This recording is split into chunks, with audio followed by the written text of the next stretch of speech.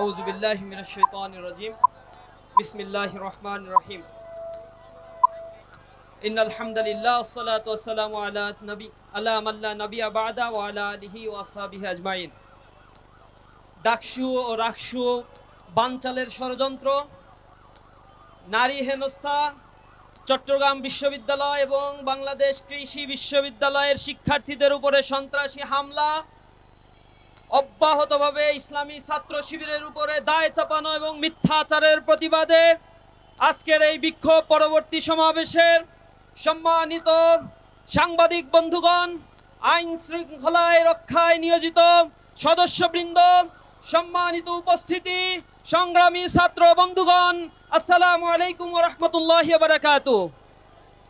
প্রিয় উপস্থিতি, আমরা গভীর উদ্বেগের সাথে লক্ষ্য করছি বাংলাদেশের জুলাই পরবর্তী যে গণতান্ত্রিক ধারা প্রবাহমান থাকার কথা ছিল, তার ধারাবাহিকতায় বাংলাদেশের সকল ক্যাম্পাসগুলোতে নির্বাচন, ছাত্র সংসদ নির্বাচন দিয়ে একটি সুষ্ঠু ক্যাম্পাস ব্যবস্থাপনায় এই প্রশাসন স্বাভাবিক ভূমিকা পালন করা আমাদের দীর্ঘদিনের দাবি ছিল। দীর্ঘ 1 বছর আন্দোলন সংগ্রামের পরে অবশেষে ঢাকা বিশ্ববিদ্যালয়ের কেন্দ্রীয় ছাত্র সংসদ নির্বাচন, রাজশাহী বিশ্ববিদ্যালয় কেন্দ্রীয় ছাত্র সংসদ নির্বাচন সহ বাংলাদেশের অসংখ্য বিশ্ববিদ্যালয়ে ছাত্র সংসদ নির্বাচনের ডেট দিয়েছে। আমরা লক্ষ্য করেছি এই ছাত্র সংসদ নির্বাচনের ঘোষণার পরপরই একটি কুচক্রী মহল তাদের কালো থাবা বিস্তার করার জন্য উঠে পড়ে লেগেছে। তাদের কর্তা ব্যক্তিদের প্রথম দিককার নেতৃবৃন্দ বলছে, কিসের জাকসু? জাকসু হবে না। রাজশাহী বিশ্ববিদ্যালয়ে যখন মনোনয়ন পত্র বিতরণ করা হচ্ছে, গায়ের জোরে, আমি জানতে চাই কার জোরে সে ছাত্রদের স্বাভাবিক প্রক্রিয়াকে বাধাগ্রস্ত করে, সে শিক্ষকদের হেনস্থা করে। একটা বিশ্ববিদ্যালয়ের ছাত্র দলের সভাপতি, তার কিভাবে দুঃসাহস হয় সে সেখানে দাঁড়িয়ে ছাত্রদের সামনে, শিক্ষকদের সামনে টেবিল উঁচু করে, টেবিল ভাঙচুর করে, চেয়ার ভাঙচুর করে। এখনো পর্যন্ত বিশ্ববিদ্যালয়ের প্রশাসন নির্লিপ্ত। টোটাল বিশ্ববিদ্যালয় প্রশাসন এই ছাত্র দলকে ব্যাকআপ দিচ্ছে। প্রত্যেকটি বিশ্ববিদ্যালয় প্রশাসন তাদের কথায় চলছে। রাজশাহী বিশ্ববিদ্যালয়ে ডাকসু ইলেকশনের ডেট যখন ঘোষণা হয়েছে, এর পরবর্তী আমরা দেখেছি তারা আবেদন করেছে, সাথে সাথে তাদের আবেদন অ্যাকসেপ্ট করে সেখানে 15 দিন ডাকসুর নির্বাচনের ডেট পিছিয়ে দেওয়া হয়েছে। আমরা অবাক হয়ে যাই, কারোর সাথে কোনো আলোচনা ছাড়াই এ জাতীয় কর্মকাণ্ডগুলো আমাদের মনে গভীর উদ্বেগের সৃষ্টি করে।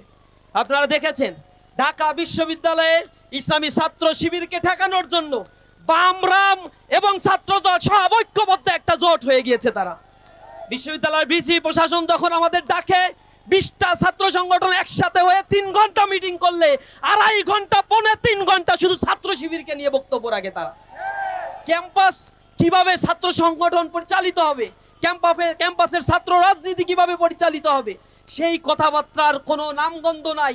সারাক্ষণ বুলিং, ট্যাগিং, হ্যারাসমেন্ট আর আদারিং এর সেই কুচক্রী রাজনীতি, সেই ফ্যাসিবাদের রাজনীতি পুনরুদ্ধারের জন্য এই একটি কুচক্রী মহল তারা উঠে পড়ে লেগেছে। হঠাৎ করে আমরা আবার দেখলাম ঢাকা বিশ্ববিদ্যালয়ের ছাত্র সংসদের ইসলামী ছাত্র শিবিরের জিএস প্রার্থীর, তার প্রার্থীতা বৈধতা নিয়ে রিট করা হয়েছে। রিট করা হলো একটা ইস্যু নিয়ে, আর রিট করার সেখানে আদেশ দেওয়া হলো ডাকসু ইলেকশনকে পিছিয়ে দিতে হবে।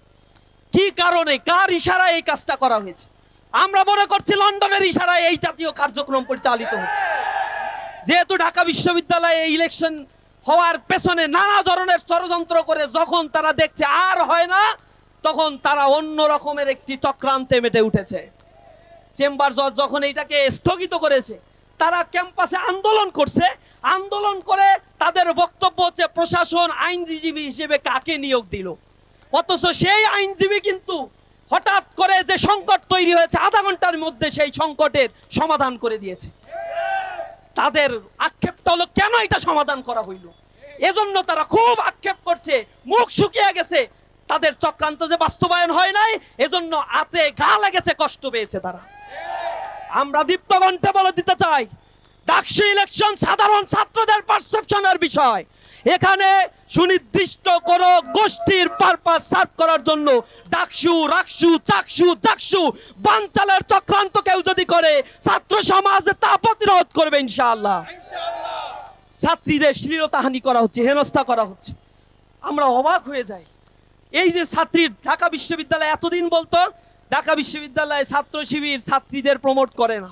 যখন ডাকসু ইলেকশনে প্যানেল দিল, জাকসু ইলেকশনে প্যানেল দিল, তাদের ছবিগুলোকে বিকৃত করলো তারা। এরপরে ইসলামী ছাত্র শিবির কোনো প্রতিক্রিয়া জানায় নাই, শুধু লিখিত অভিযোগ দায়ের করেছে। দ্বিতীয় পর্যায়ে যখন দেখে আমাদের উত্তপ্ত করতে পারছে না, তখন এই ইলেকশন নিয়ে আমাদের প্রার্থী মেয়েদেরকে নিয়ে হাজার হাজার র্যাগিং ট্যাগিং বুলিং মানে হ্যারাসমেন্টের শিকার করা হচ্ছে তাদেরকে। তাতে তাদের কোনো ধরনের মুখ থেকে কথা বের হয় না, অথচ কার নামে কি ধরনের পোস্ট দেওয়া হয়েছে তার দায় চাপিয়ে ইসলামী ছাত্র শিবিরের বিরুদ্ধে তারা আন্দোলন করছে, তারা তাদের মতো কর্মসূচি পালন করছে। একটা ছাত্র সংগঠনের যদি নিজস্ব কর্মসূচি না থাকে আমাদেরকে বলুন, আমরা কর্মসূচি বানিয়ে দেই আপনাদের। কর্মসূচি নাই, সারাক্ষণ শুধু ট্যাগিং আর বুলিং আর দায় চাপানোর রাজনীতি নিয়ে এই ছাত্র সমাজ আপনাদেরকে আর পছন্দ করবে না। আমরা নারী হেনস্থাকারীর বিরুদ্ধে শাস্তির জন্য গতকাল রাতে সংবাদ সম্মেলন করে প্রশাসনের কাছে অভিযোগ দায়ের করেছি। অনতি বিলম্বে তাকে ধরতে হবে, শাস্তির আওতায় আনতে হবে। কার ইশারায় এই জাতীয় ট্যাগিং করা হয়েছে? জগন্নাথ বিশ্ববিদ্যালয়ে আমরা তাদের দলের একজন নেতাকে দেখেছি অশ্লীল ভাষায় ইসলামী ছাত্র শিবিরের প্যানেলের মেয়েদেরকে হেনস্থার শিকার করা হচ্ছে। চট্টগ্রাম বিশ্ববিদ্যালয়ে সেখানে স্থানীয় সন্ত্রাসীদের উপরে, সন্ত্রাসীরা ছাত্রদের উপরে হামলা করেছে, প্রশাসন নির্লিপ্ত। আমরা অবাকভাবে দেখছি বাংলাদেশ কৃষি বিশ্ববিদ্যালয়ে ছাত্ররা যৌক্তিক আন্দোলন করছে, সেখানে তাদের উপরে হামলা করা হচ্ছে। ক্যাম্পাসগুলো জুলাই পরবর্তী এখনো পর্যন্ত ইন্টারিম নিশ্চিত ছাত্রদের নিরাপত্তা নিশ্চিত করতে ব্যর্থ হয়েছে। আমরা লজ্জিত। আমরা ক্যাম্পাসে ছাত্রদের অধিকার ফিরে আসার জন্য ছাত্র বান্ধব কর্মসূচিতে বিশ্বাসী। আমরা বিশ্বাস করি প্রতিটা ক্যাম্পাসে যদি ছাত্র সংসদ নির্বাচন হয়ে নির্বাচিত প্রতিনিধিদের হাতে ক্ষমতা হস্তান্তর হয়, তাহলে ক্যাম্পাসে কেউ তাদের নিজস্ব এজেন্ডা বাস্তবায়ন করতে পারবে না। আমরা উদ্বেগের সাথে বলছি, 1990 সালের পরে একটা দল 10 বছর ক্ষমতায় ছিল, কিন্তু 10 বছরের মধ্যে একটা ক্যাম্পাসেও তারা ছাত্র সংসদ নির্বাচন দেয় নাই। তারা আবার 90-এ ফিরে যেতে চায়। 2002 সালে তারা এই ঢাকা বিশ্ববিদ্যালয় শিক্ষার্থীদের উপর কেমন বর্বর আচরণ করেছিল তার সাক্ষী এদেশের মিডিয়াগুলো, তার সাক্ষী এখনো ভেসে বেড়ায়। ছাত্রীরা তাদের দেখলে পালায়, কথা বলতে চায় না। কেন চায় না? এটা নিজেদের কাছে একটু প্রশ্ন করো। কেমন দানবে পরিণত হয়েছে তোমরা? মাদকের অভয়ারণ্যে পরিণত করেছো।